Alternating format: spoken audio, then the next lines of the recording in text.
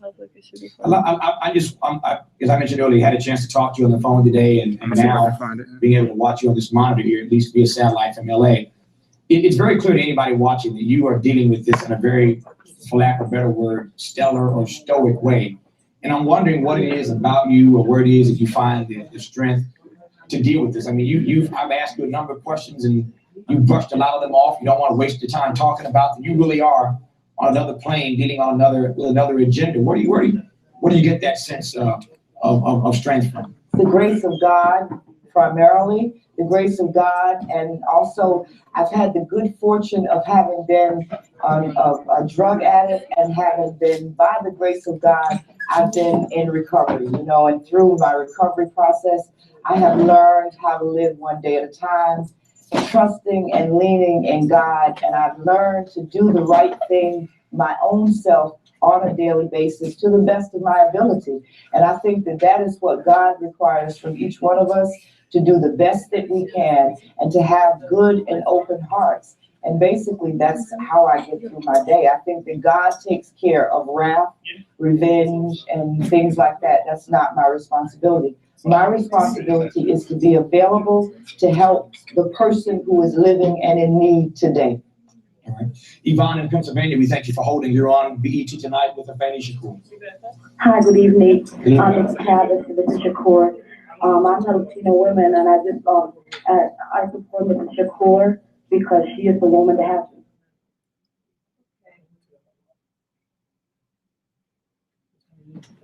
So, welcome everyone.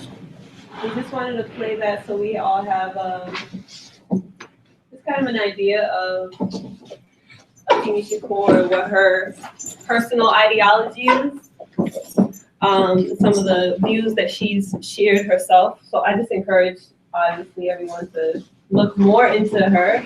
And there's so many different interviews of her, so just hearing directly from her what her views are and her perspectives, because thankfully we're in the age of information and we can access all of those things, so we don't have to be dependent on books or someone else's words or anything like that to hear her story. So just say hi to everybody that's tuning in live. Peace, everyone at home or wherever you are. Welcome. So I think you're the only person who's like doesn't know us, but I'm Priscilla Nefika. Roundtree. So pretty much before we get started, if we could go around, everybody just kind of like say their name and just like, I don't know, why are you here? Or what your intention is being here, just so we kind of break the ice a little bit. Cool? Cool. King? I'm in Kulu Lako. I'm saying good evening, family. Good day. And I'm here because I feel like we have a responsibility. I feel like we have a responsibility to be active in our communities, to make ourselves aware about the environment that we are in, that we were born in, that our family comes from. And I'm here to be a participant in making, the things happen, the things that need to happen. So I feel like we are at war. And I feel like we have all of the ingredients needed to defend ourselves and, to take back and reclaim our legacy. That's why I'm here. I'm here to learn amongst, like-minded people, or,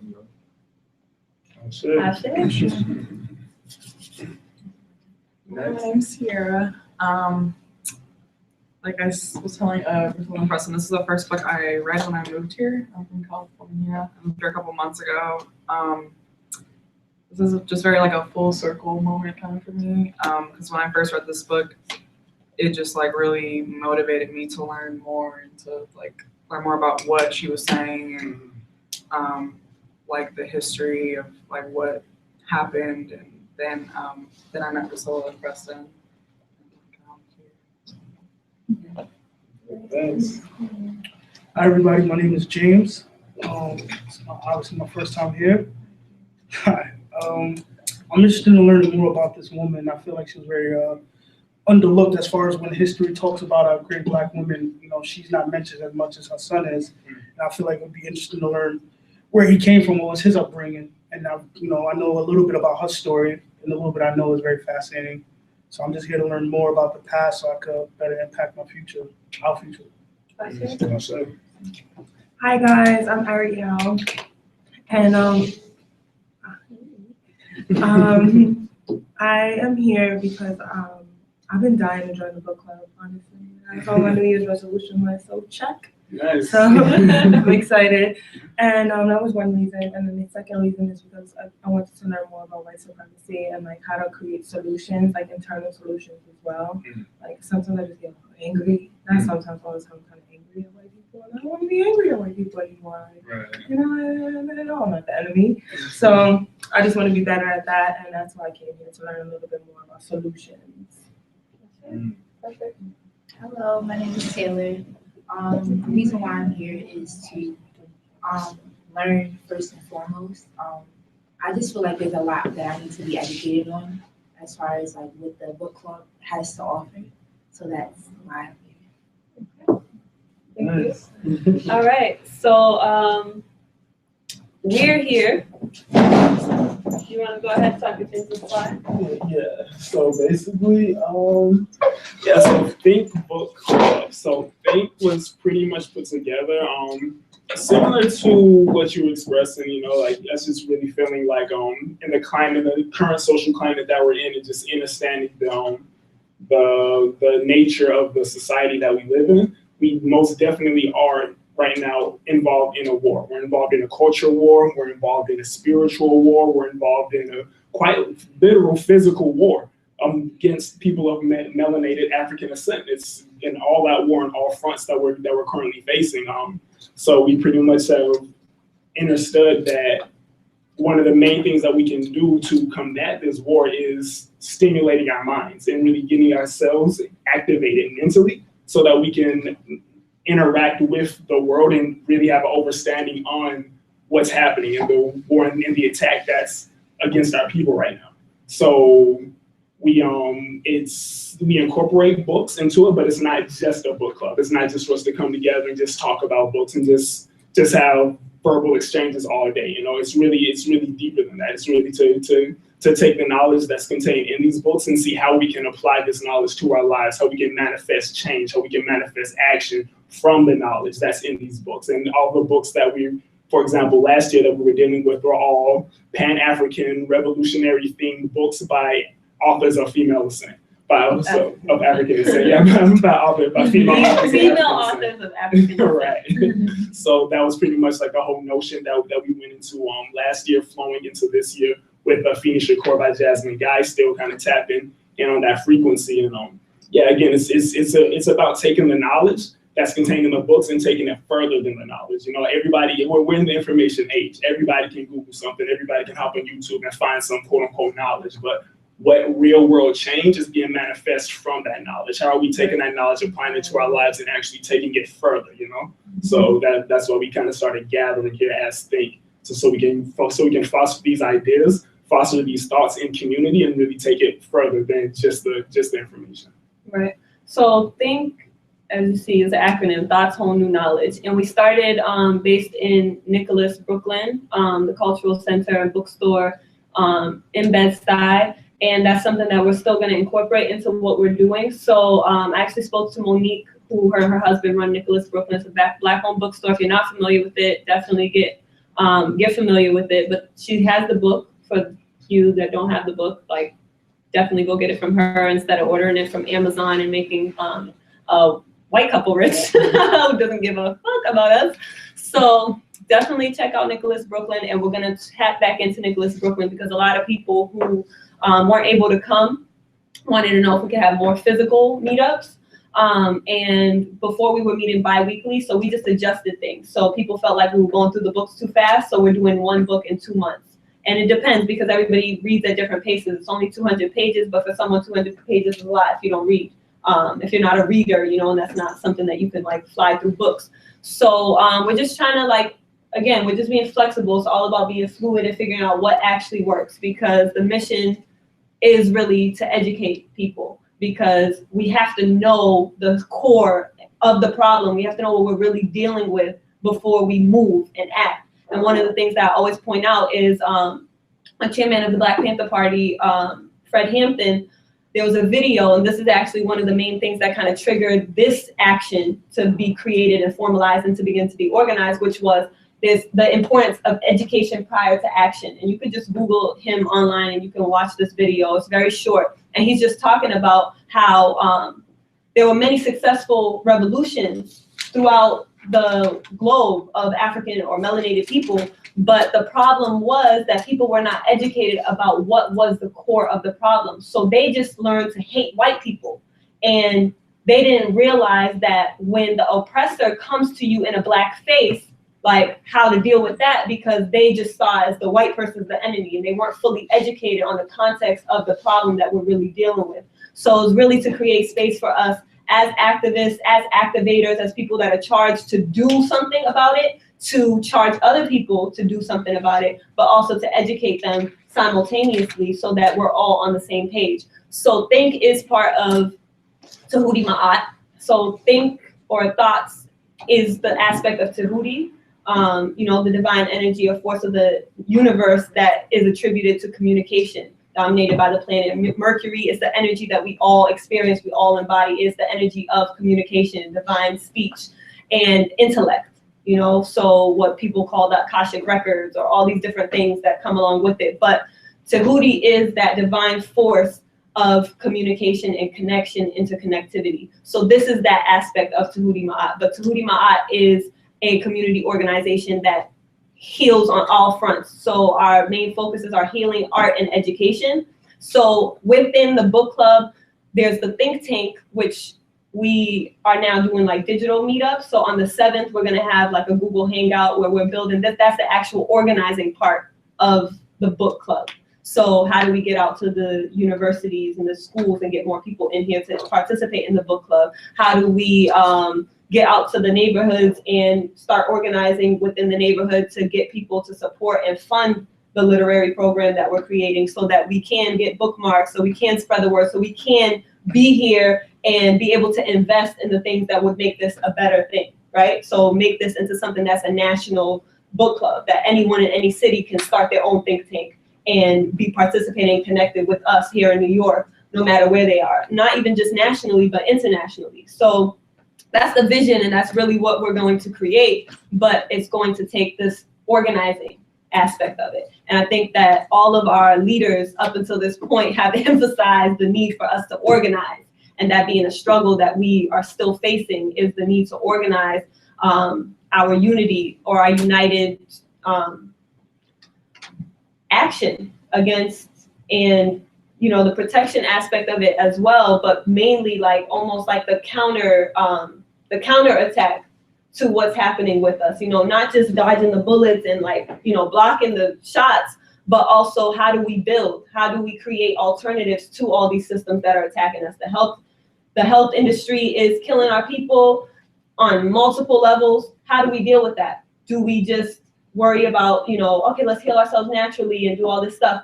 How do we also create a system that has healthcare that creates something like that? We have so many Black doctors, so many Black farmers, so many Black educators across the field of every single aspect of society that needs to be organized. We have Black people in those areas, so we do need to begin to formally organize those things. So this is really a call to action to move within the direction that you personally feel called to, not to move in the direction that we're creating a lane for, but we're initiating something. So if you don't know where to start, you have entry points, basically, right? So that's think. Any questions or comments about any of that? Everybody's complete with that. Okay. So do you guys still throw the book events at Nicholas Brooklyn? We're gonna start again on what's The the first day? 14th? February Yeah. 14th. So there's a flyer up there that everyone can grab. You can grab a couple if no one else joins us and we have some extras so that we can spread the word. But it's gonna be on February 14th at Nicholas Brooklyn, and then we'll be back here on the 28th. Okay. Oh, and it's just like part 2 of this Of the book. book. Yeah. And this is part So 3. right now we'll unfold into like kind of the beginning of the book and really like discuss the main themes in the book. So for us, that would be right now, and that would be any themes that anyone else who's been reading the book wants to bring in from the beginning of the book. But things like land, our values, family, relationships from the perspective of what's presented in the book.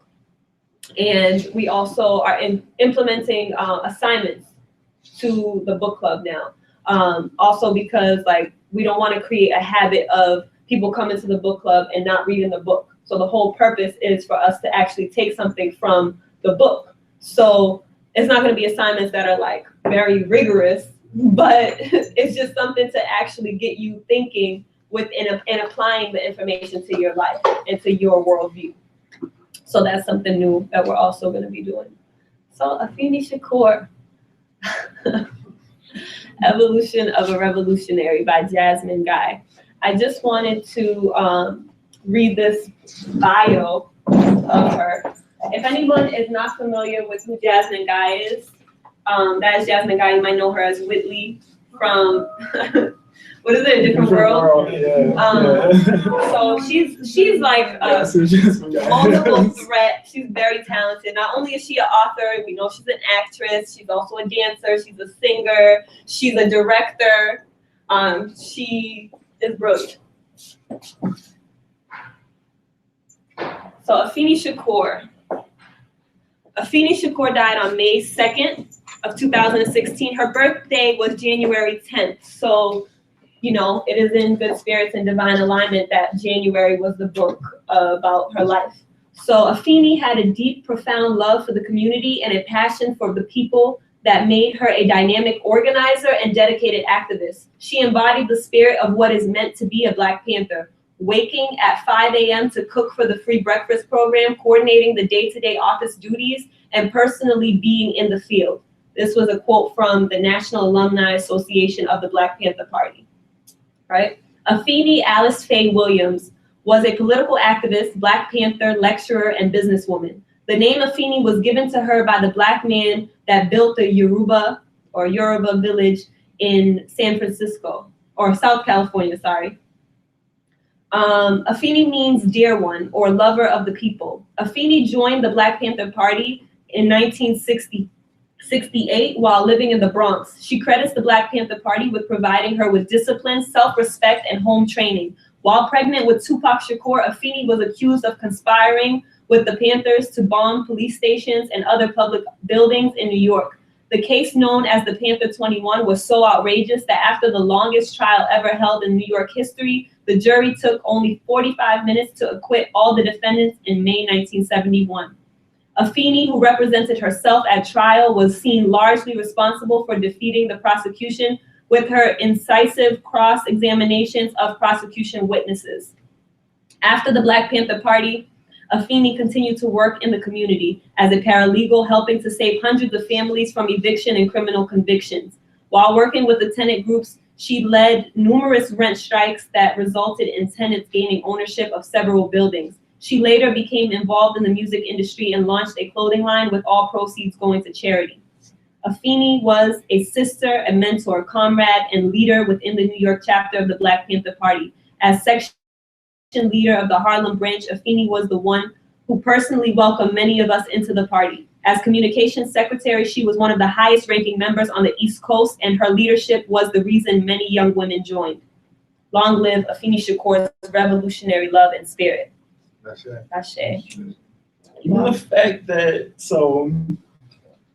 this pregnant Black woman literally had to defend herself against the New York City government. That alone lets you know the nature and the diabolical, the diabolical spirit of the opposition that we're facing. Like, how can you stare at the face of a pregnant woman knowing that if you prosecute her and you put her in jail, you're subjugating not only her to the imprisonment, but her child to imprisonment, put her on the line to defend herself. Like this system is diabolical. It's nothing less than diabolical. We have to truly understand that nature to be able to interact and operate within the society. Because if we operate from a sense of denial or from a sense of apathy towards the system, then we're literally defeating ourselves. You know, like this is insane. That I'm just imagining being in a courtroom and seeing a pregnant woman have to defend herself. Like that's insanity to me.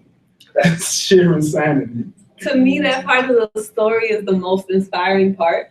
I just like every time I actually picture that, and I know I didn't watch the Tupac movie, but somebody told me that they recreated that part. Did you guys see that?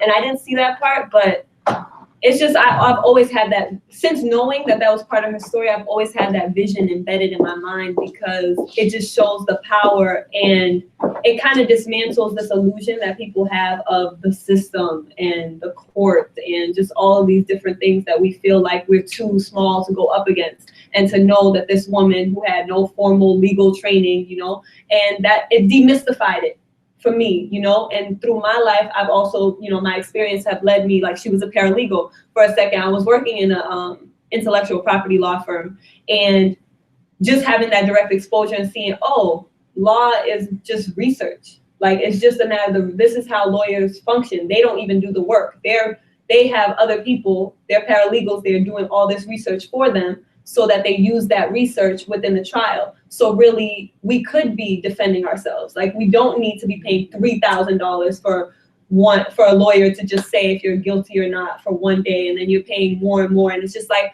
something about that for me gave me a lot more confidence. And yeah, it's just such a powerful image to just think about her defending herself and winning. You know, it just completely shattered like any type of fear that was lingering for me about, you know, doing this type of work, because, you know, it's inevitable. It's inevitable that, you know, you're literally the major threat to the status quo is people who are revolutionaries, people who do want to dismantle the system, people who are anti-establishment. So it's inevitable, you know, and I think that that's part of one of the things that a lot of people have to come to terms with, to eliminate that fear and directly face that fear of, you know, getting arrested, of, you know, getting killed and all these different things. So I feel like as a revolutionary, to me, this woman right here represents a fierce, fearless, courageous leader. And that's something that I am striving to embody. So I just, you know, her story to me is just so powerful. And how old was she again when she was pregnant with Tupac? I'm not sure how old she was. She was 71. Sorry. So. She was like 24. So 24 Yeah, pregnant 24. and defending, like that's remarkable. So in the first, right when you start the book, so there's also a download. I don't know, did you guys hear the introduction of the book? No. Okay. It was like 15 minutes to I see, like when I pressed it, like a YouTube video popped up. It might have popped up on YouTube, I'm not sure how long it was. Do you think it was About 15? 15. Yeah. Probably So about 15 minutes. for anybody watching live on the hightopsandheels.com/think, THNK, there is a download. It's an audio. I read the introduction of the book. So if you don't have the book yet, or you're waiting for the book, or whatever the case may be, you can go and listen to the introduction of the book. So, so she dives right in the beginning of the book. I felt like one of the main topic or themes was land. So I'm just gonna hit the light, but if anyone wants to speak to that. I was glad when I heard her start talking about land. I was like, yes, because that's one of the main aspects of like our charge and what we're doing is the garden and food sovereignty and growing our own food. And she just like dived right into that. That's exactly what she was talking about. She's talking about our values are fucked up. We don't value the land. We are running around looking for trinkets and luxury and all these different things. And we're not dealing with the things that actually give us wealth and value. And she directly pinpointed that to land. And I feel like as African people, as people whose ancestors were enslaved to this land, to work on this land and to build this society and the wealth that we are, you know, somewhat enjoying, you know, to some degree, to be comfortable enough not to be fighting back and not to be doing anything, is all based off of the blood, sweat, and tears, the lives of these ancestors who sacrificed so much on this land. Yet now, how many of us actually own land? You know, so many people running away from the South where we do have land, selling land to try to get in these, like, living like sardines in these apartment buildings. And to me, it's insane. It's really insane to know the amount of land that exists on this planet and the fact that we're in New York City, packed up like sardines. And we somebody above you, under you. Yeah, no, it's really ridiculous. There's no space here. Yeah. And it's funny that you start with that because I don't know if everybody saw, but an article came out about Khalees is like selling her multi-million-dollar mansion to purchase land. And she's like, she's like, I want to grow my own food. I want my kids to have like land that I can give to my children. They can build upon because, you know, even when we had, Weeksville had the food waste conference talking about how important it is to keep land in your family, like in the South, like that land is worth millions and millions of dollars, and like, you know, having it as a homestead, even if no one's there like full time, it's like, you know, the elders, when they sick of living in the city life, they can go down south and y'all hold on to that and pass that through generations, and it just means so much, and it gives you also equity. If you do want to stay, right, you know what I mean, in the city, you have this big like patch of land that y'all own that can not only just fund whatever y'all doing down south, but can fund wherever you and your family are living. And it's like just, it's just so important. And I think that young people think that, you know, like like home ownership is really hard, but it's like just ask your family and see who has land down south and like how y'all can flip that investment into something where y'all living now. Because like just thinking about, I had my first family reunion when I was 6 years old. And they're like, yeah, this is our family plot. And I mean, it was like miles and miles of land. And I'm like, wait, we own this? You know, it's just like, and you don't think about it. And you know, like, oh yeah, it's just like, the old family plot. People look at it as if it's nothing. But like, there's so much wealth in that, not only monetarily, but like your family history. Right. There'd be all kinds of things in that dirt you don't know about. That's you know so what I mean? true. And also, wealth in regards to like the soil there, like being like you can't like freely plant seeds in New York soil, like you know what I'm saying? It's so much wealth in the South, in rural areas in general, and you know, just important that we understand that like that's not just your grandma's land or old timey land, like that is literally your legacy, and that's one of the few things that Black people can lay claim to. Is our land. So that's important that you connect it also to the aspect of family, because like not only is that like a theme, peacefully. It's all good. Be early the next time. And then not only is that like a theme that's discussed in the book, but that's just an overall theme that for Black people as a whole, we do really need to proactively strengthen that connection to our roots and strengthen that connection to our family. There's power within that. There's power, there's resource, there's wealth within that, as you were saying, like far beyond monetary wealth. There's really just wealth of knowledge. There's wealth into your spirit, like just really having that connection to your roots, to your family, and then also being able to open that up to access to land, access to natural resources, access to things beyond these like artificial constructs that we often get caught up maneuvering in, you know? So definitely keeping that strong family bond, and it's just strengthening those roots and keeping that communication and keeping those things on the surface and making sure that everybody in your family to some point is aware or conscious of those things is so important, you know? Yeah. So important.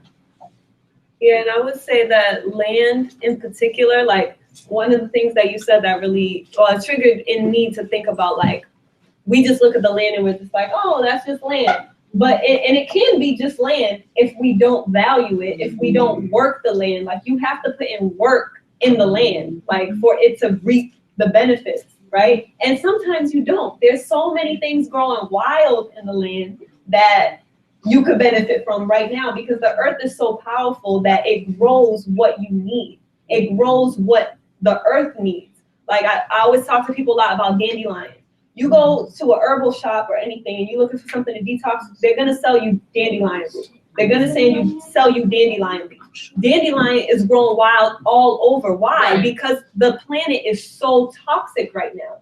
So that's what the earth is pushing out. It's pushing out what it needs to heal. And the earth for us, or land for us, is also one of the main components to our healing that we need.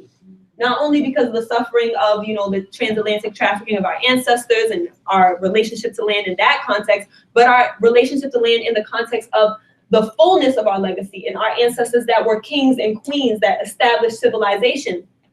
The reason why we have math, science, technology, all of the different things that we value today that are the basis of civilization is because our ancestors became farmers and gardeners. It's because that original story of Asar and Aset, the first farmers and gardeners, that first couple that planted the first seeds that started cultivating the land, creating agriculture. And what did that do? It created a reality for us to not have to be nomadic, so that we could stay in one place, so we could produce art, so we could study the stars for thousands of years, so that we can create mythologies and create systems and irrigation and all the different things that we use now for civilization. So land for us and returning to land is very healing. Not only the aspect of that, but earthing yourself, taking off your shoes, walking in the soil, in the dirt, the fact that will literally absorb the toxins from your feet.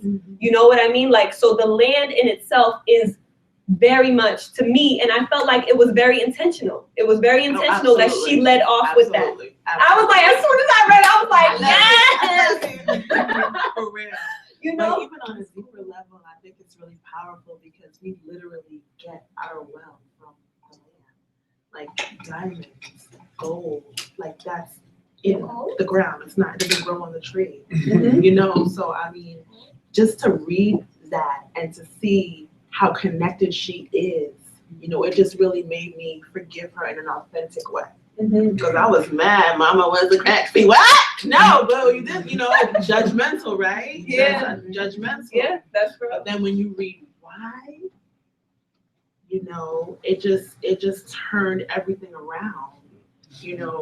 For me, it's a challenge. I think just in terms of judgment, dealing with like motherhood is a theme in my life.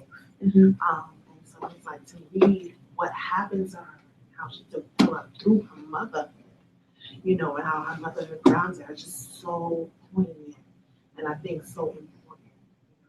And I really appreciate you guys for doing this because I think that this book is a must read. Absolutely.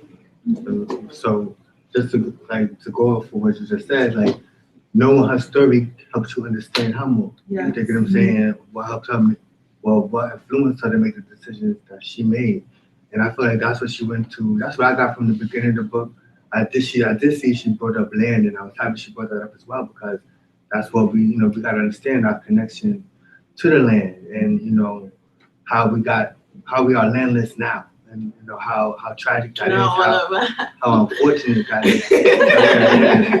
But she's right here says it's important to know the stuff you come from. Yeah. You take what I'm saying? And I felt like she took the time, like she spoke about her father and how she didn't like her father. You take what I'm saying?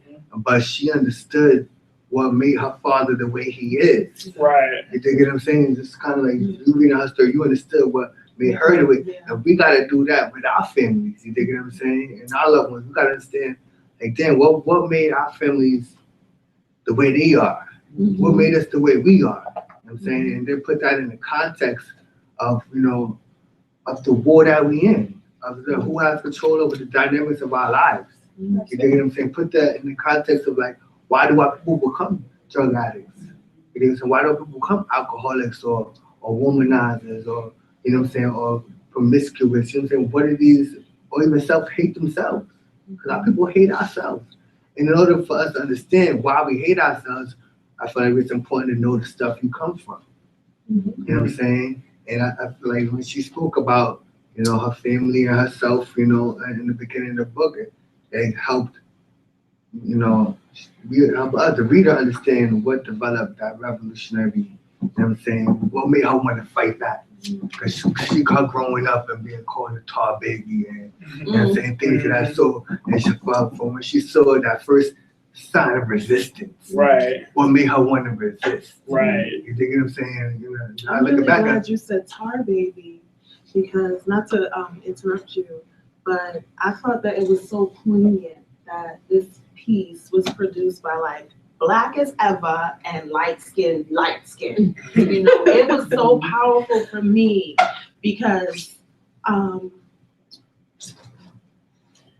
I have very close light skin family. I have very close light skin friends, and that trauma is beyond what we've even begun to address. And I think that it was important for Jasmine to do this piece because she played a role that represented the ultimate like light-skinned bourgeoisie.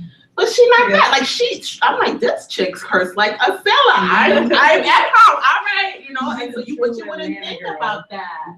You would, but then She it's like, Whitley. she's like, that was a character I played, you know? And it's like to hear her voice was very powerful, but also to hear some of her trauma.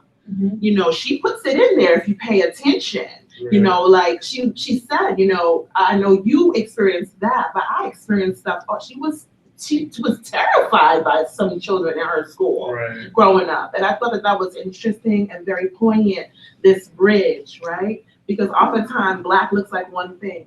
And it's like, oh, but you don't go through what I go through because you're not like me. But to see them, oh my God. Like this image, it says so much. They are beautiful. And it says so much, you know, the smiling face and then the stern, you know? So it's just a very powerful image. And I'm just so thankful that they did that together. Right. And like, it was, What you usually see, like, you know, the light-skinned woman smile. You know, they try to portray that. She's the pretty attractive one. Yeah, they try to portray that. So I like that it's the flip. It shows it. Very powerful. And then it's interesting how they subtly got at the industry. Like, we've been trying to make this movie, but we gotta turn it into a book now because y'all not. But this is a perfect movie. Yeah. Like, you could see all of it.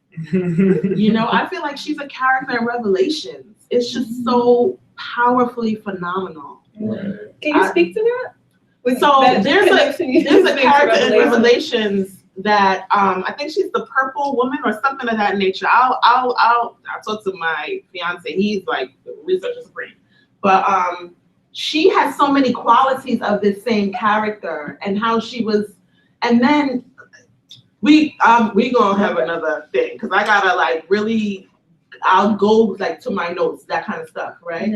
But I think that the other thing that was like so poignant to me, not just her motherhood, it was like this idea of how do we get to know her, and it was all symbolic, right? So it was like we got to know her, the stuff, and then that was connected to the earth, right? And then at the end, it's like connected to the voices.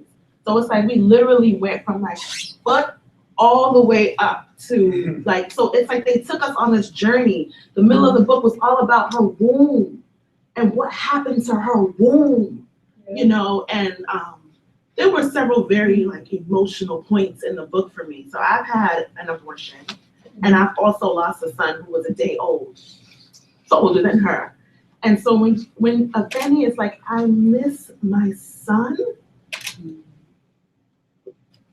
you know, and then you just think of all the sons, you know, and it just touched me in a very, just a very visceral way, you know, because it's like, even the symbolism of the word son, I miss my son, you know, and so I literally just put like marks on. What'd you say? You're making me think about Rapunzel. Yo, we're having a Disney battle right now. Like, no, it's so real. It is so Rapunzel real. No, was we not even. the flower, so. It's a real battle. Please prepare yourself. I have given it on so many levels, but we're not gonna talk about that right now. There's a quote that she says. This is something that I really love. because she talks about, I think what she's talking about is like anxiety. It's on page 203. And she goes, So 203. yeah. It's the top of 203. I could always feel it coming. She is thoughtful now, but not sad. The winds of change, I could always feel them, she says again. Occurs even. I used to react to the winds because I would be thrown off by them, out of control, and I didn't like that. Now I know that when change is coming, I must be calm. I must be still instead of frantic. I visualize that tennis player in the back court. She plants down that foot and sways back and forth. She sways, but is always grounded. But she is grounded.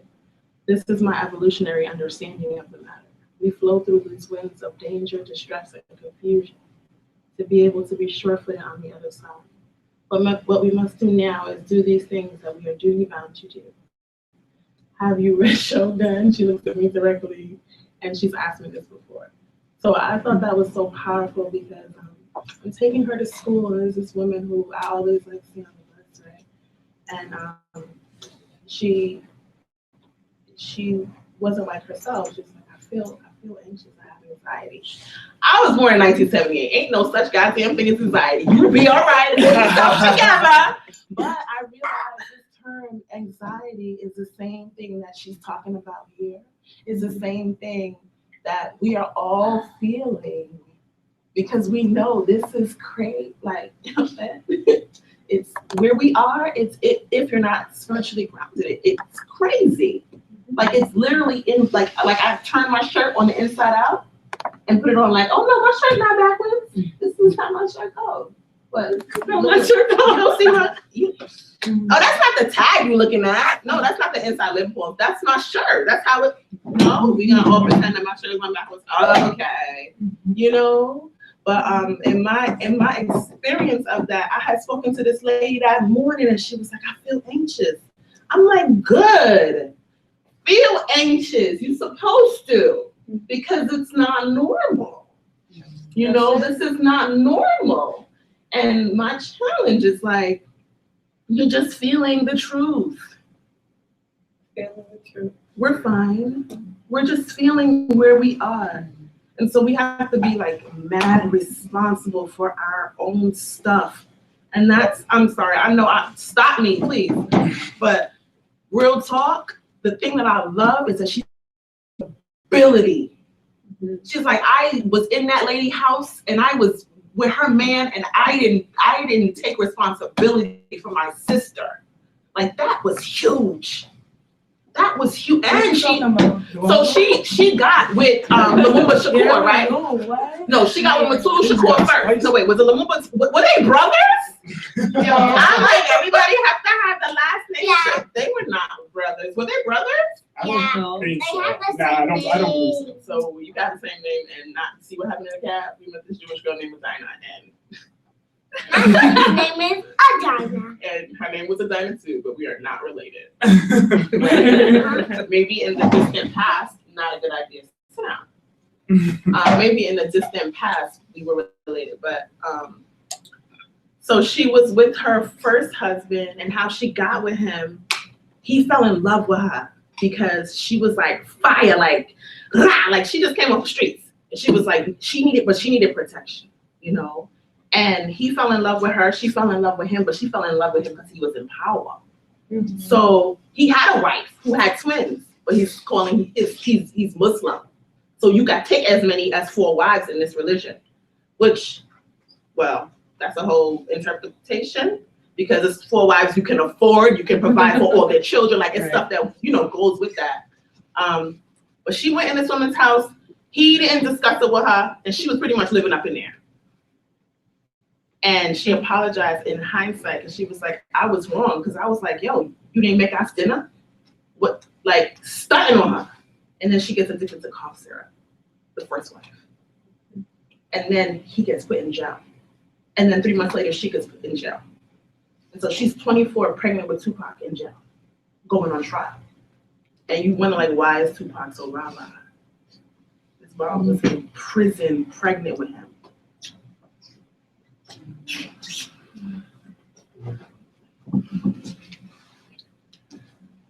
So I took from like, again, what made her become revolutionary. You dig what I'm saying? And it's like, what led her to, you know, come to that point in her life where she wanted to be a participant in the, you know, in the struggle of our people. You know what I'm saying? So I think that's again, you know, that from the beginning of the book, when she said, know the stuff you're coming from, and that's the responsibility that I had to take as an individual as well, to understand why I was in the predicament that I'm in, you know, or where I was born, and why, you know, we had to go through the experiences that we had to go through, and we had to look at the lives of our family members to really put everything in its proper perspective. But this is the continuation of the war that we up against. You know what I'm saying? And I appreciate the fact that, you know, again, the Black woman, you know, as a Black man, I feel like defenseless. You feel me? Like our Black women are under attack.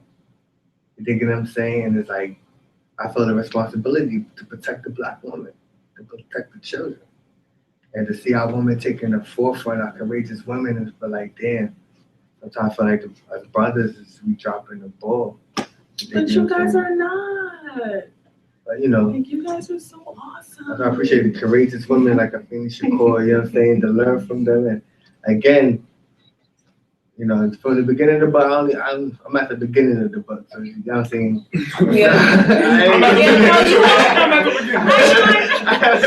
No, you walked in after the fact. It's all good. We got 3 book discussions, so we was just focused on the beginning. But it's all good. You get right here.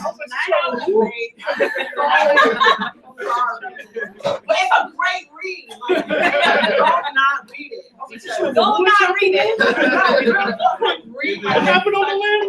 Right. I am so sorry. I was like, okay, my bad. What's the other 2 books? Shoot, y'all spying on us. It's all good. What's the other 2 books? I appreciate you. No, I'm saying we're doing 2 other discussions on this book. So right now we're doing the beginning. The second discussion we'll do the middle. The third discussion we'll do the end of the book. No, I'm on my speed read, John. Respect, The best thing I ever did was teach myself to speak real talk. Real talk. I met this lady, she was like, I read a book a day. I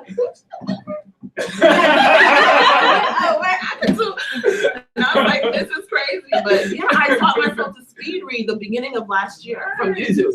From YouTube? No, YouTube speed read. And you was like, just use the, all right, so I'll give you like 3 tools that really helped me. The first thing I realized is I would be reading and thinking at the same time. Right. And this is not that kind of, you don't have to read and think. Like you just, it's, you know, but it's like, it's a really easy read. But so the first thing is I read and I ponder. So you don't have to do that because it's in there. Just trust yourself. It's about that part's trust, right? And then the second tool is like push your eyes. Just keep pushing your eyes, right? And so that's just a practice. It's like if you Millie rocking, right? Millie rocking. Like you just keep push your eyes. You know, you get to the end and you be like, chill. Or get to a period and keep pushing.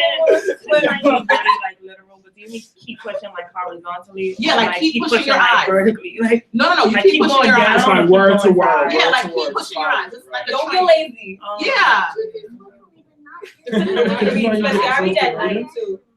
And then the last one I think was well, you can do that too. This is what got me through grad school is reading the first sentence of the paragraph in the last sentence. What I got, like old school, like cheat. But just you want to read the whole thing, you know. in the beginning, like what I appreciated from the author was like she expressed how she even came to even writing the book. You dig what I'm saying? In terms of her personal skill, I feel like this is what we all gotta do, and I appreciate, you know, thanks for doing it as well, because it's about acknowledging what you're good at. You know, because she was writing something, a screenplay, a play for something, and she wanted to talk about the 3 generations, and she went to seek Afeni Shakur's assistance in that, and that's how she came to, you know, again, writing the book about Afeni Shakur. So, you know, she spoke about what she spoke about earlier. You know, we kind of know Jasmine guys, you know, she portrayed herself as on the big screen in terms of Whitley, but she used her skill, you know what I'm saying, her talent she tried to use it to, again, to tell us something about, you know, the generational, the gaps, you feel me, and the role that, you know, how we come to where we are today. And so I appreciated that part in the beginning of the book as well, you feel me? And it says, again, in our personal lives, well, if you're a doctor, you think of saying, whatever your particular trait or skill is, you know, we gotta use it for the people. You know what I'm saying? I feel like that's what Afeni Shakur did as well. She used her skill for the people. You know what I'm saying? And she understood that, again. She put it in perspective, her historical upbringing, how that fostered, you know, certain, you know, like she said, she wanted to resist. She wanted to fight back. She always had that drive to fight back. And so that's pretty much also what I got from the beginning of the book as well, you know, in terms of we got to use our personal talents in ways to serve ourselves, our families, and our community. You know what I'm saying? As opposed to just, you know, using it to build up white power, or using it to build up the Fortune 500 or whatever they call themselves, you know. Right, which goes back to taking accountability. It's taking accountability of our energy. Like what is our energy itself fueling?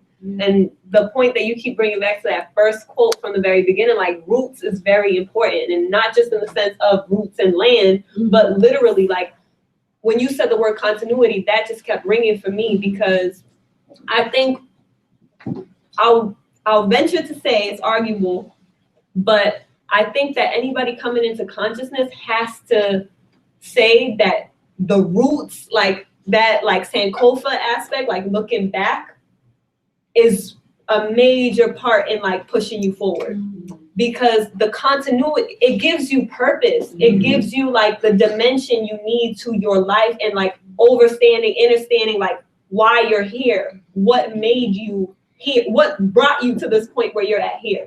You know, not only just like, okay, what did my parents do, or what did I go through, right? You gotta start there. What did I go through? What traumas did I face? What developed my belief systems that I have, my worldview? Then going back further, well, what about my parents? How did they live? What was their experience? But we just have to keep going back and back and back and deeper into the roots to really be able to see and have the vision for the continuity, to worry about the next generation. You know, because I do remember that part, and I didn't place that much significance on it until now when you speak of it, because it was like she didn't have that foresight to know. She was just moving through spirit. Like she had this vision, this passion to write this screenplay. She wanted to develop these characters. She wanted them to be real. She said it was a mixture of Angela Davis. The character she had in mind for the middle generation was a mixture of Angela Davis and Afeni Shakur. So she wanted to make sure, you know, she's making the character realistic. So little did she know, you know, all the divine alignment, because the universe is as such, you know, you are where you need to be when you need to be there. She develops this relationship with Afeni Shakur, and they become friends. And she develops this relationship. I believe she said the first time she met her was in the court, in the courtroom, when she came with Jada Pinkett, and they were there to support Tupac, and it was right after he got shot the first time in the studio. And I just found that very significant, because I feel like all of these parts in the beginning, to me, like grounded the book, or rooted the book, right? Beyond ground, it rooted the book in the fact, oh, these are real regular people. Like we might be reading it like, oh, Jada Pinkett, or like we're thinking of Tupac as celebrity, and you have that celebrity factor. But what the book does is makes these people real. And I realized that with a lot of people always want to look at people who are doing great things, or people who have done great things, and it's like, oh, you kind of put them on this pedestal. And it's not that putting them on the pedestal is the bad thing. It's like you're not rising yourself up to the ability to accomplish those same things. Everything is based on choices. You could do whatever it is you want to do. You can do the same things Afeni Shakur did. We can do the same things the Black Panther Party did. We could feed a community, and we don't have to feed them dairy and eggs. We could feed them food that we grow, and we could teach them how to grow the food, you know? And that's like, to me, it's like, let's take it there. Let's take it to the point of like, we are here, we are real, and we are powerful. Like, not just giving the power to this sister, right? Like, she empowered me, you know? And I think that, before you guys came in, the interview that was playing from 1997, which you could just find it on YouTube. Okay. You've probably seen it before though, but it's on, I think it's like a BT News like when night. they used to have, BT Night. Okay. And she's speaking, and it was important to just hear her talking because you could see her humility and the fact that she knows what the fuck she's talking about. Right. And I can say that because as someone who's dedicated, like the majority of my time is on the issue of liberating our people.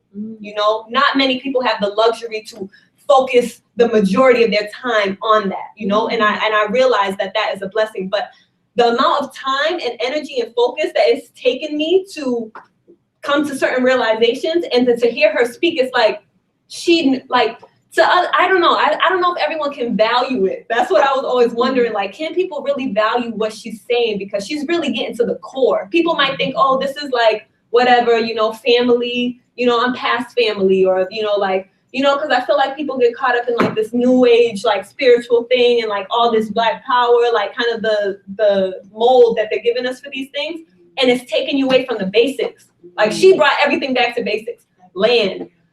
What about all the other people they're killing? It's not about Tupac. It's about all the other people killing you, all the other young brothers that are getting killed. Like you finding my son's killer is not going to do anything for all of us. It's a systemic thing, you know. Like she's just always going back to the core, to the core, to the core. That's interesting because you know she, you know, the guy probably not purposely did it, but asking those questions wanted her to focus in and talk about her personal loss, and she just spoke about it as a community. Like a lot of sons, you know, murderers are not brought to justice. You know, a lot of people lose their sons from gun violence. And one thing that stuck out, she said that she knows more people that died from gunshots than lung cancer and things like that. So she kept it about everyone when they were trying to make it just about her and her situation. So exactly. that was real like humility right there. Yeah, and I think that that's really the most important part. Like you have to a certain degree, right? It's a balance too, because she has to have a certain level of confidence to be in that position and be who she is. But at the same time, that humility allows other people to not deify her. Right. So now we can look at her as a model, and we move within our purpose with the fuel from the model that she left behind. I think you know? that's definitely absolutely on point what you're saying. And I like put so much power and energy to not only the fact that you're able to recognize your purpose, but the fact that you're able to follow through and move and do your work, right? So that is very super powerful. On the other part of what you said in terms of celebrity, I think that it's the same as us. We're moving from this messianic culture, this messianic time, into something that's very different. You know, we're moving from like, okay, that's Jesus Christ. Okay, that's Jehovah. Okay, yes, you know, these deified people, even Malcolm X, Martin Luther King, this deification of what it means to be human, you know. And if we know we stardust, then we're all in that same space of being stars, you know. And I just think that it's so valuable that she has that open-minded approach, because that shows the truth of the full circle of her experience. You know, it's like, wow, like to know that her and I went to the same high school. Oh, what high school is that? She went to performing arts. Oh, really? Yeah, and you know what? Wow. She left, and this is the last point that I think is super important. She left performing arts high school because she felt inferior. This is something that I bookmarked. She said, I was too ashamed to really try in that school. I was too ashamed of myself. This is on page 48. I didn't think I belonged there, and I didn't know how I got there. Right. Right? Yeah. Right?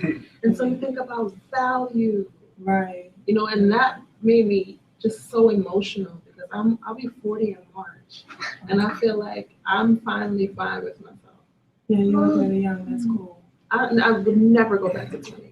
You could not pay me nothing. it was that much. No, right. You know.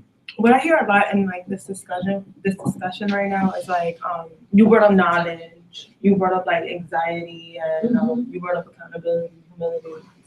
I think one thing that I think to even get there though, I think you really need like forgiveness, like how to forgive yourself, how to forgive other people, because it's really easy to know what your parents came through. Well, I wouldn't say easy, but it's good to know what your parents went through, how did they live, and what their parents, how did they do, but you also have to like know how to spiritually, emotionally, physically forgive them for the things that they've done. For the alcoholics, for the drug addicts. You said she was on drugs, like all that. Like you have to learn how to forgive. And I think once you learn how to forgive yourself, you're able to have a sense of humility, accountability. You can take righteousness in your movements because it's like, oh, I forgave myself for every mistake I've done, my parents' mistakes. Because when you don't, you hold like a little bit of resentment. There's a little bit of resentment. And then when you hold resentment, it's really easy to not like yourself. It's easy to like not like who you are, not like your parents, not like your struggle, instead of making it a part of who you are and how to like empower yourself and then the community, those around you, and then everyone else.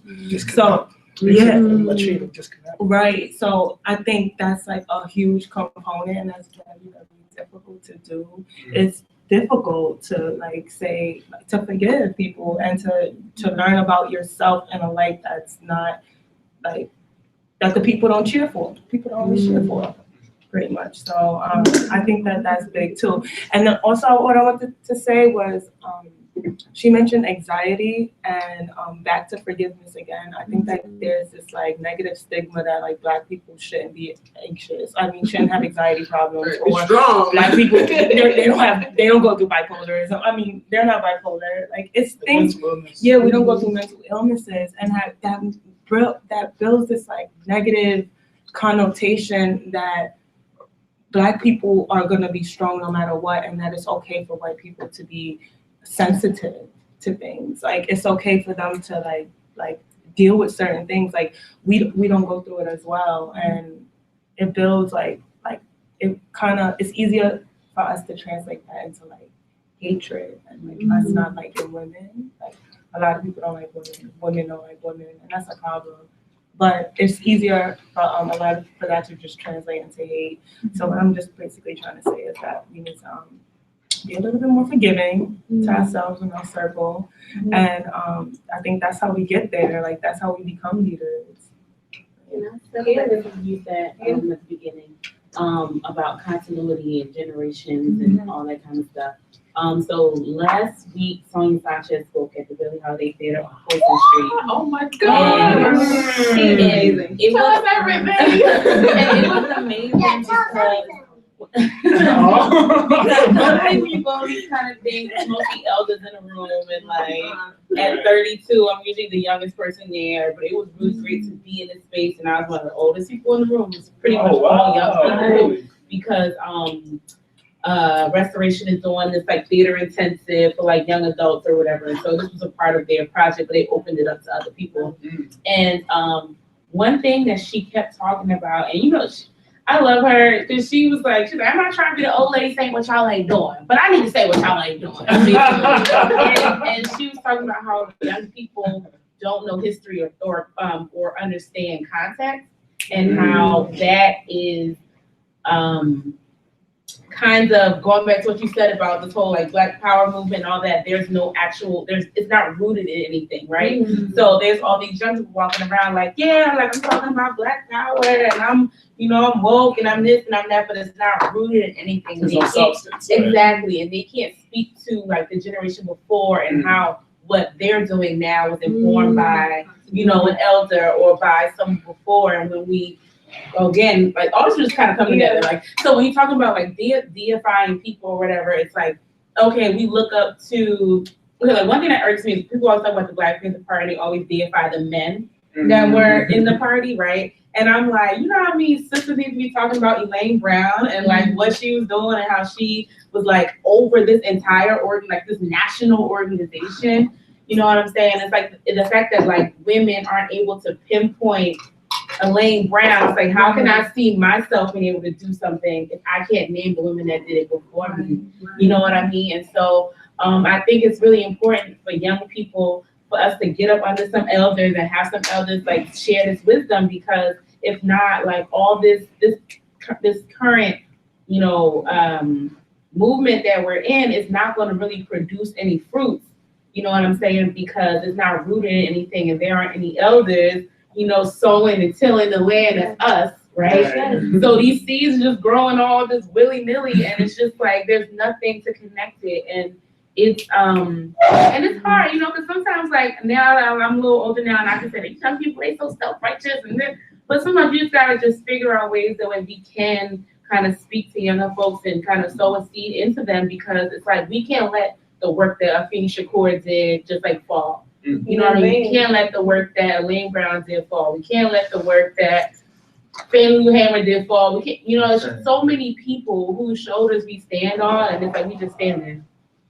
And we're not doing anything. And it's like we're not doing anything because we don't know what to do, because if you don't have that continuity, you can't build upon what they already did, And so this conversation is so edifying today. Because no, seriously, because even thinking about just you get on Twitter and you see these conversations on Twitter, and everybody's just so woke and everybody's so this, but there's no movement. There's a protest and that's it. There's no movement, and it's like there's like when you were saying how we could feed a community, like seriously, and we're doing it. That's the thing that kills me about it. You could sit around on your fucking computer and your, excuse my language, we have a beautiful young princess in the room.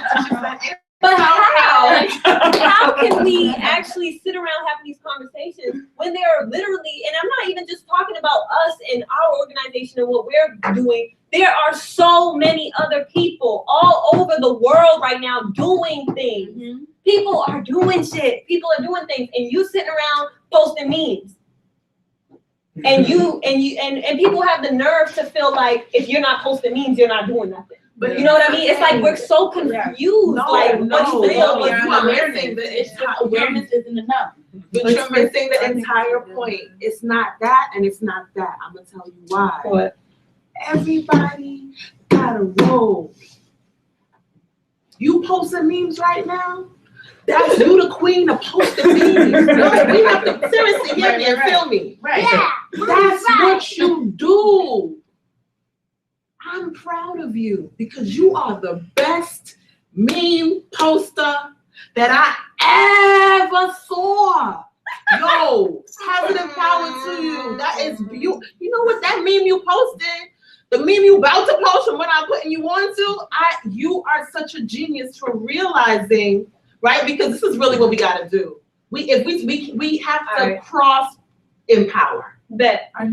But let me raise you on what you're saying, because I've thought about this. I've thought about this a lot, and I just had a conversation earlier with one of my other healing allies, Sister Aaliyah. She's a farmer. She runs a program called Black Dirt Farm. She's amazing. Oh, wow. Hope you guys meet her soon.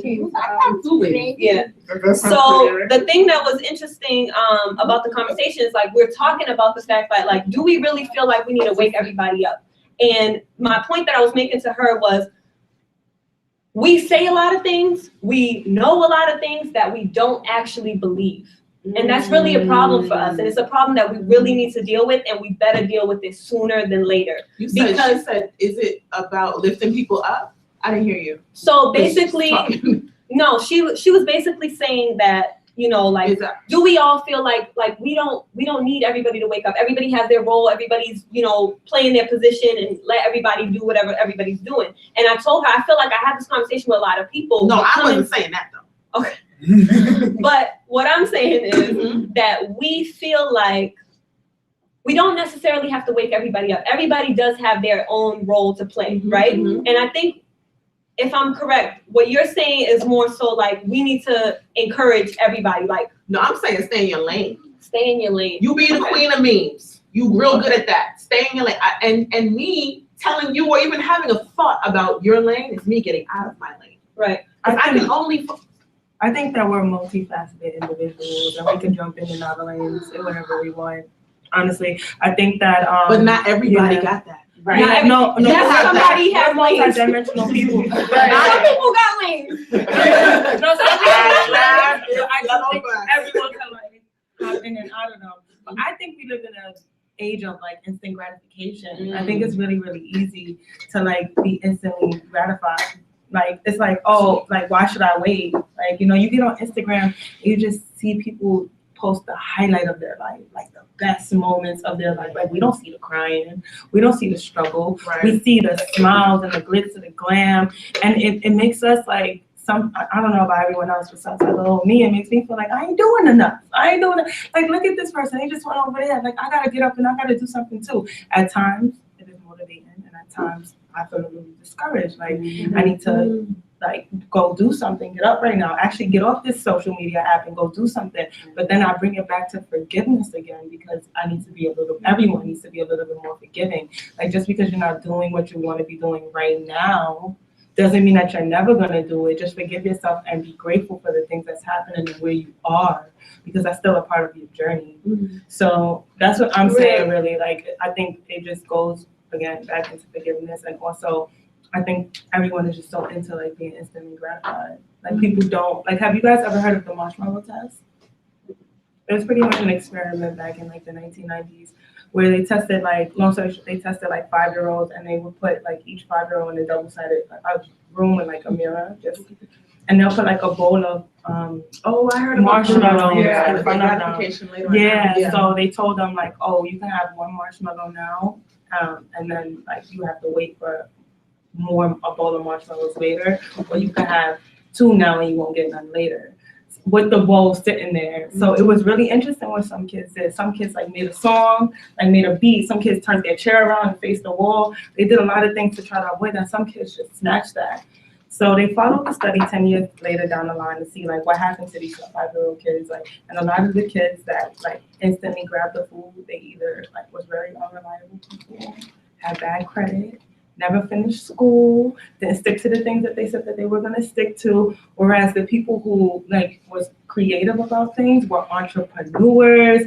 They saw like how to prevail with every situation. And it was kind of interesting how psychologists, I forgot his name, how they came up with this entire study all about delayed gratification and like what it really means, like when we are instantly satisfied.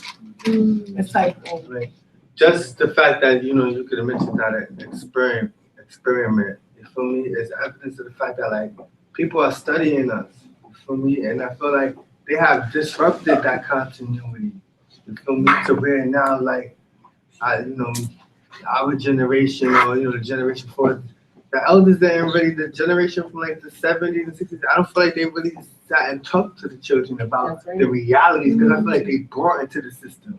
You feel me? That whole integration movement made our people really buy into the system and really feel like, you know. But looking for a seat at the table. Yeah. And the ones that didn't buy into it got decimated by drugs in the 80s and 90s.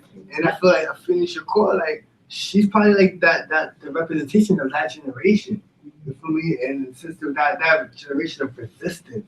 Because that's what she represents. She comes from I feel like the most revolutionary period for Black people in America. You feel me? That whole that era, the Black Power movement, after the Civil Rights movement. You feel me? After, you know, we got included, or though we got included, you know what I'm saying? She represents the group of our people that said, no, we don't want to be a part of this burning house. We want self-determination. We want to read the rest of the book, y'all. She's saying that, but she's saying a lot of other stuff too. Yeah. You know. And not to piggyback off of what you're saying. I think it's to veggie back to scale back on what you're saying. Where does piggyback come from? I'm like, what? Oh no, I eat pork like once a year. I do. I have meal during months. I do. I do that. Hell yeah! When you're Dominican, okay. That's too much. And I'm fine with it. What I was gonna say though of what you were saying is that like she so beautifully encapsulates this bridge, right? And I think hearing you say, you know, I'm usually the oldest, the youngest person in the room. It's like a very powerful thing. And then I just wanted to connect these kind of three, like triangulate these ideas and bring them together as one. Because there's this, I think, well, in that triangulation, the ideal is oneness, right? And oneness is love. Love is oneness. This is all what we're going toward. That is the goal, oneness and love, right? And that love, the truth is encapsulated in the center of love. We are here for that purpose, you know. And we are all thinking from only our brain and our eye and our spirit and our heart. Only one. Like what you see is you. And what you see and what you see. It's only one, but we know the ideal because we came from there. We know the quality of love because that's where we're from, you know? And so it's like the self is going to bring up what the self needs to project that is a reflection of the experience that the self is having. We always gonna find ourselves in that pot of that oneness, but it's like, yo, forgiveness. I keep hearing you say forgiveness. I keep hearing you say they're not reaching back. You know, it's like what the themes that we're bringing up is our purpose. Our individual do the work. No, you don't want to do the work. Oh, what? Tell what you saying? You know, but yeah. So I'm saying everything that everyone's saying. Am I hearing you right? What everyone is saying is literally a reflection of themselves. Yes, and so that's what you role. need to focus on for yourself. Right. And not worry about nobody else. I'm not saying not worry about nobody else. But the focus I know who I want to be with when internal. it's going down. The focus has to be internal, and that's really why I didn't really get to complete my full thought, and also to connect everything. It's really a matter of an internal focus. Yes. You have to know yourself. So right now, I can only speak for myself, right? But I speak for myself, also speaking for my womb, because my womb is connected to all. And through knowing myself, I get to the source, get to the truth, get to that oneness. And for me, for myself, whether it's me laying out the fact that I'm born in June and Mercury and communication, high energy, that's part of my driving force. I'm very well at navigating and controlling multiple different things at one time, and that's my quality. I'm a life path 1. I'm a natural born leader. I'm very well at initiating things and all these different things. I might know these things about myself, and because of that, I'm a very critical person, right? So I know that my role here might not be the role of somebody who feels like, no, we shouldn't criticize people. We need to just focus on all the positive things and not think about the criticisms and all these different things. But that ain't true. And it's not true. Right. And for me, I said that's not you. That's not me. Right. And for me, when you said what you said about like Elaine Brown, first thing that came to my mind, Elaine Brown, COINTELPRO, Elaine Brown as an agent. Like those are things that a lot of people don't talk about Elaine Brown. But also a lot of people don't talk about the Black Panther Party from a critical lens either. A lot of people don't talk about Malcolm X and the fact that he was in the Nation of Islam and what is that? He was also Muslim. Yes, he was maybe moving out of that towards something else, but he was still indoctrinated in Western religion that was still not feeding and fueling the ultimate freedom of our people globally.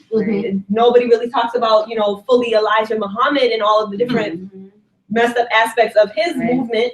And yes, we can appreciate all the great things, but like when it comes to the Black Panther Party, can we step outside of that and look with a critical lens? And I don't feel like everybody can do that or everybody's here to do that. Right. But I know I'm want here to do that either. Right. And then it unravels how they see them, right? It's like you said, the Black Panthers were sexist and they were assaulting women, and they like, how could you say that about them? They had the free breakfast program. It's like they had the free breakfast program and they were assaulting women at the same time. They were feeding them their horrible food. And it was food that they were giving them government cheese. They were giving them plastic cheese. And it's not to say anything against them because they laid the foundation that we're building off of. Right. And, and it goes back to that. And I said to Preston earlier today, how can we grow our branches if we're not communicating with our roots? Yep. Period.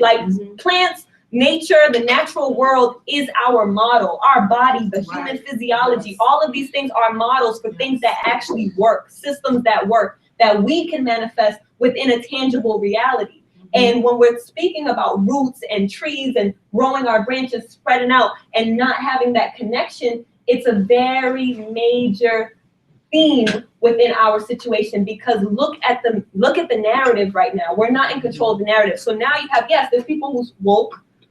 I feel like they're sleepwalking, but there's people who feel like they know things and they feel like they're doing things, but they don't realize what they don't know. You don't know what you don't know.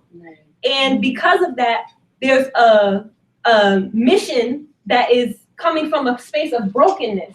Because that's what that is. When you're not connected to your roots, you are broken. You are broken. So you're creating solutions out of brokenness. So your solutions are not building off of everything that everyone else before you already did. A lot of people don't know Dr. Leonard Jeffries.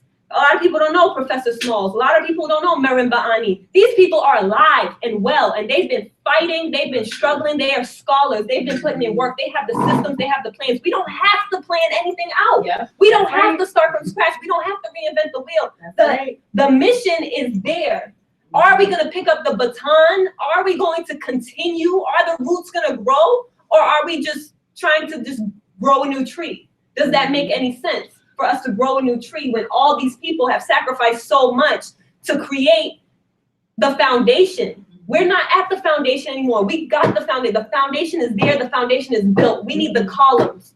We need to start building the floors. So practically, what does that look like though? Like practically, like not in theory. Like what do you think that looks like? I think that it's important first and foremost to change the language of what we should start doing, because this is it. We're doing it. We're doing it. And that's great. You know, and I think that's important to be really aware of. Whatever it is, let me be specific. We are building, we are growing. And look, Priscilla said it. She was like, start with you. Right. This is how I started my journey. Every emotion that I felt, I studied it. Every problem that I thought I had, I documented it. And I ripped it apart. That's what's up, you do the work, and that's important. Do you understand how hard that was? Easy, Because then you really like, oh, that's who you are. You are a liar. Oh, you're ugly. You're mean. That was my dream. Yeah. Right? And then to transmute that and begin to recognize who I am in truth and who I am in love. You know, right? And you got that. You got that. We got that. And so going back to what you said, when you go through that process, then you figure out what your purpose and your path is. When you answer all these questions, and then you root it. Right wow. there, exactly. Bam. And then you go. Gyrus? We do. Okay, so you asked the question. Practically, what do we do? Mm-hmm. What are the steps? Right? Yeah. What are the steps? The steps are already laid out.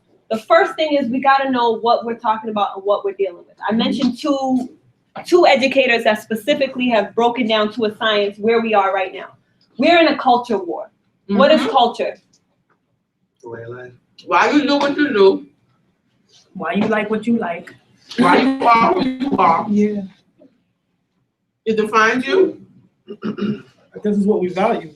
And what's trending? What we value. Which goes back to Afeni Shakur. I'm so glad you said that. Values. She talked about that in the beginning with the land and like all that stuff, because our values are shattered. Yeah, we have the wrong value system. Yes. We're told what to value. We're told what to value and we value it. We're not, a lot of people aren't thinking, which is why it's called think. A lot of people are not critically, analytically thinking about the situation. Right. So when you do begin to critically and analytically think about the situation, it's helpful to have some guidance, which is why you have elders, which is why you have the people who are still here guiding you to the people who were before. Right. So we can't have that separation. We can't have it's not just the branches and the roots, the trunk is very significant as well. That's the strongest part. The strongest part are the ancestors, thank you. The elders that we have that are still with us. Yeah, I was looking at it too. Don't play us. All right, here's our model. Ancient model. Trinity, right? Ancient. This is called the Merkut, right? We may call it a pyramid. Our ancestors called it Merkut. The reason why Merkut is actually very important for us to say is because Mer is in there. And Mer in our ancestral language is love. it is what you said about that oneness and coming together. With myrrh, it was shown as a hoe, right, to till soil because it's hard work and dedication to grow that love. But what do you get when you have that love and you put in that hard work and dedication? You can build monuments that cannot be recreated to this day. You feel me? So talk about that. Did you read that? Sacred Woman? Yeah. Yes. Why does all those words sound so familiar right now? Yeah, they're Medu Neter. Medu Neter is the hieroglyphs, but it's that's the Greek interpretation of it, but it's Medu Neter. So culture, politics, economics.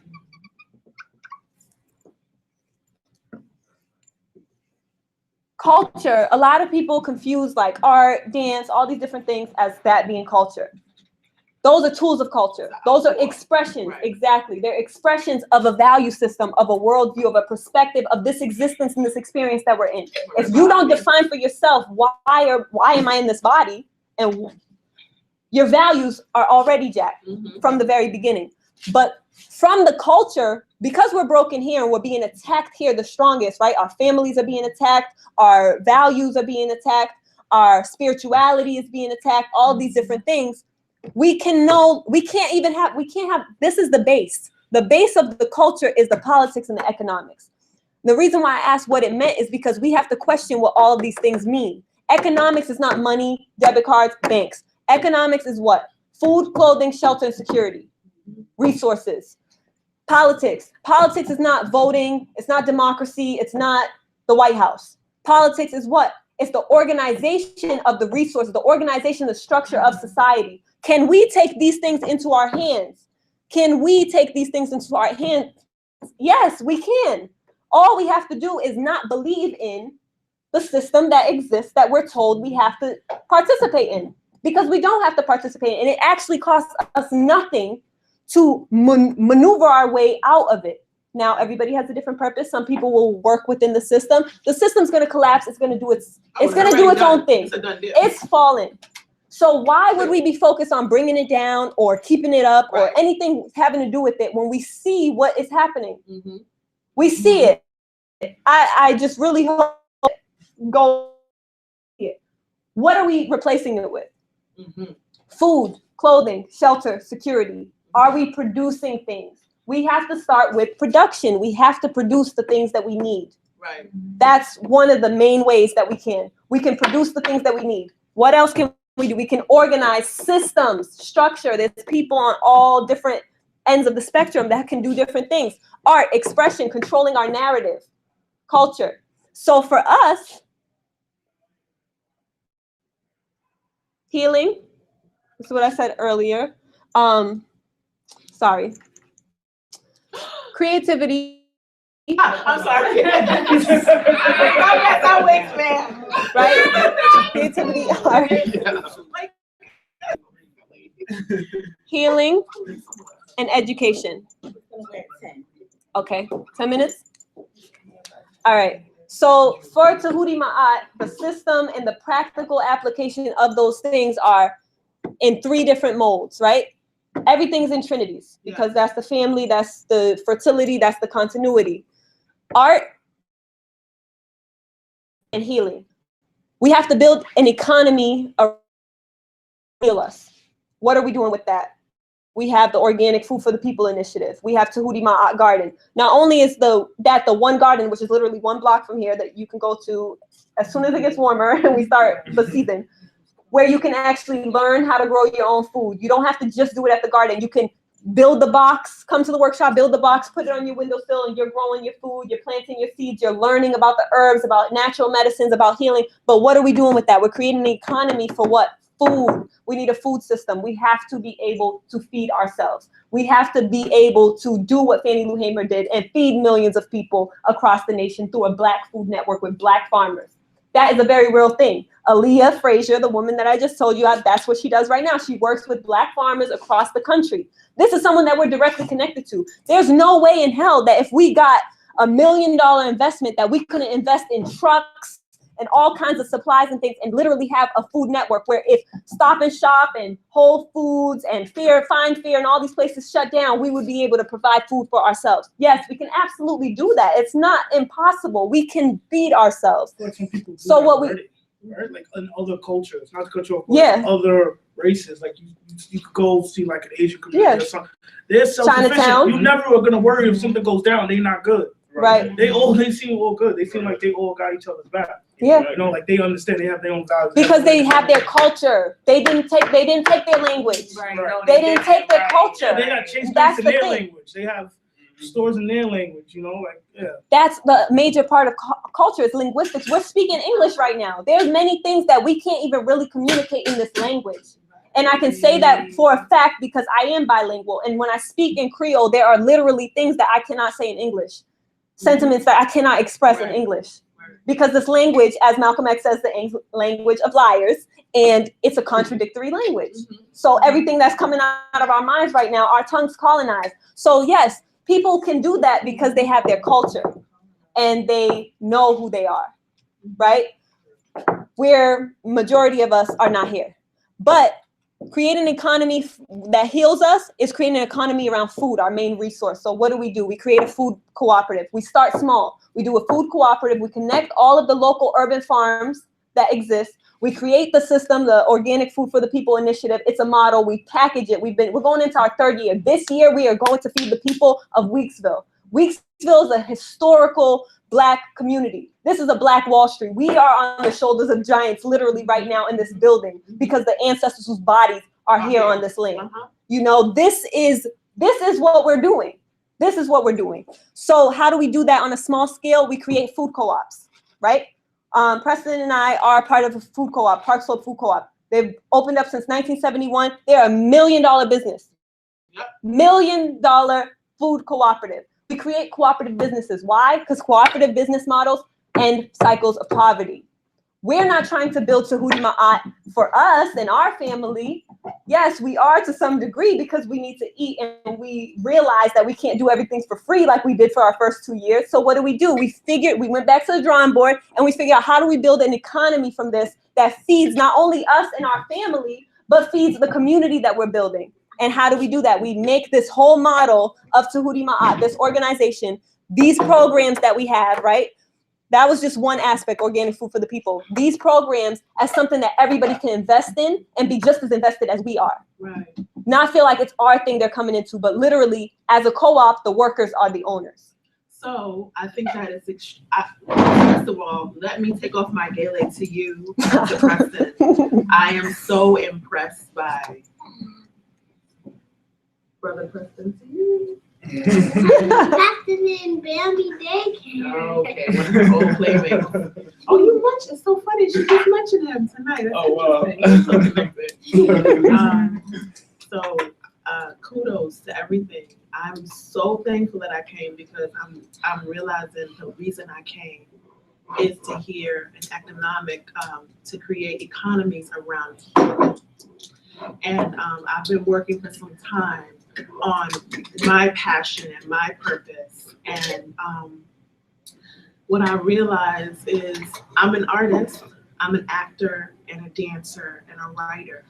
And what I realize is so many artists are dealing with issues of self-efficacy, issues of coming together, and really is the issues of mental health, right? So real talk, I don't want to be a nobody crazy ass co-op, right? And when I say that, it's not directed toward you. Right. It's we want to affect and change people who are focused on and dedicated to their own personal healing and their own personal collective yet personal legacies, right? And so I feel like it's so powerful to hear you say the economy of healing, because I didn't realize that that's already what I'm doing, and then to see why I'm here in terms of purpose, and knowing that my road is not gonna, I'll dig in the dirt or whatever, you know, and I'm really serious, like I love it, and then I'm done, right? But the thing is like, and that's where it comes back to your own thing, right? So, but where's the mental health? Where's the goal setting? Where's the things that make sure that we stay healthy and respectful and focused? Like, what keeps us together in terms of what we each want individually?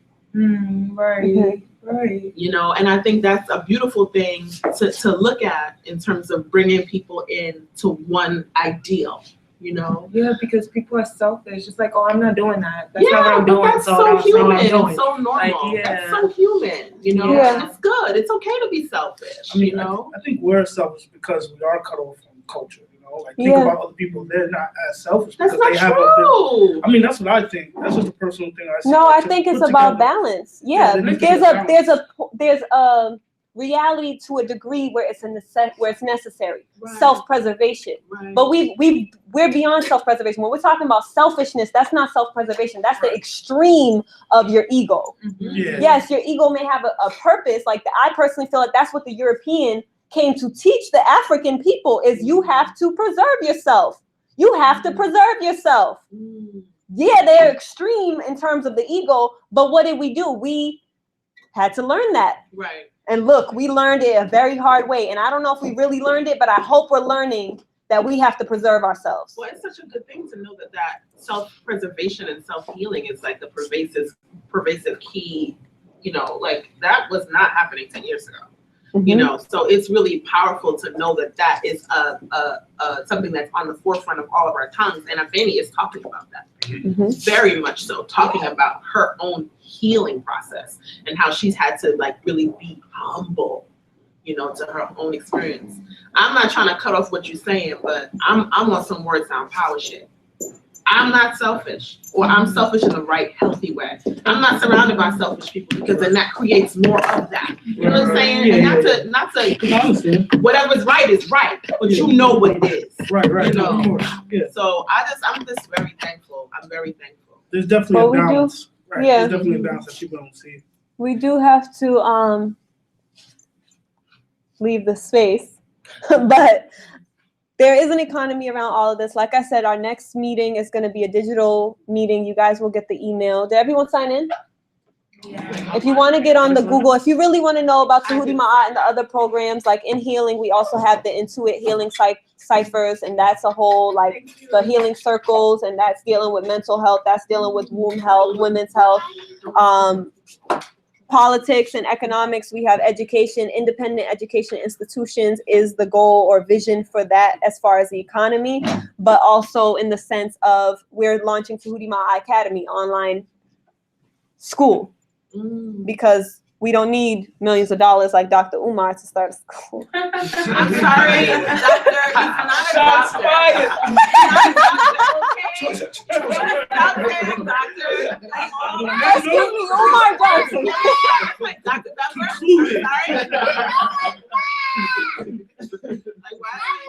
Run up and get done up, doctor. All right, so final things. So it's so interesting. He is really seriously dealing with mental health issues and narcissism. He's kind of bugging out. No, he's not kind of. He's bugging out. Yeah. It's sad. for sure. Yeah. It's insane. And we need to surround him in love. In love. And not our dollars. Not our dollars. Those funds are going questionable places. Yeah. So for the 14th, so we're back here at the end of the month in February, but on the 14th we'll be at Nicholas, Brooklyn. For that discussion, the assignment is within the next, so the rest of the discussion as we build in on discussing the rest of the book and unpacking the rest of the themes. Right. What is a revolution? And what is a revolutionary? So what is revolution? Can I write it on here? Huh? Yeah. Do you want to go back up? I don't know what my answer is. Yeah, so ideally, by the next actual physical meetup, hopefully we'll all have prompts that we've been able to manifest around these two questions, so that for the next meeting we can open up kind of with that, so we can just Mainly, again, this was kind of the reason that we really started to try to incorporate some type of takeaway from the book club meetings, is to encourage people to actually get into books and to actually generate thoughts for themselves. Like, it's called, like, these gatherings are called Think for a reason. You know, we really have to get people thinking. And one trend that kept coming up over our past year of doing the book club gatherings is people coming and not reading the books repeatedly. Like, I get if you come like a couple of times, you haven't read it, but if it's like your third or fourth time pulling up, you still haven't cracked one of these books. Like, what are you really doing? Why are you here? You feel me? Like, this isn't entertainment. Like, we're trying to think. We're trying to really stimulate thought, stimulate original action around these things. So this is just pretty basic, some pretty basic principles, like easy concepts. So if you can get your mind on that and actually produce a thought, an original thought from you, an original thought from you, an original thought from you on these topics, and then we can bring them together and add them to the collective, then it just helps to allow us all to just move further and actually feed off of each other's energy, you know? So that's what we kind of where should we be at with the book? Like, Finish. You should be finished. You should at least You should be learning to speed read, boy. Learn to speed read. You too, speed read. That's 3 weeks from now. That's 3 weeks from now. Like So halfway. more than halfway. I would say you gotta be half. Get to the halfway. At least half. Okay. At least halfway, yeah. At the very least halfway. And Priscilla, y'all have one circle on the 31st, right? Yes. Preston wants at the end to it when you were talking about like I got it having down, I was books gonna and make stuff. sure. Alright, Like, I that got really nothing. like Okay. resonated with me. Like I had got like the digital version of Medical Apartheid, and then you go back. And I bought the like hard copy. Right. You were like, you need to have books and like That's I'm the like, last though, because you have the physical copy of Afeni Shakur, and I only have the digital version. But you saying that to me though is inspiring me to just actually get the book now. So I appreciate that. Full circle. I'll get back around.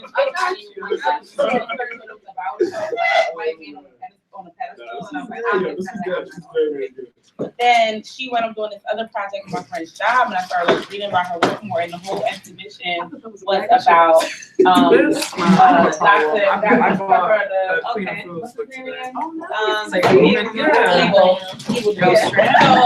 the whole exhibition was about him, and it had like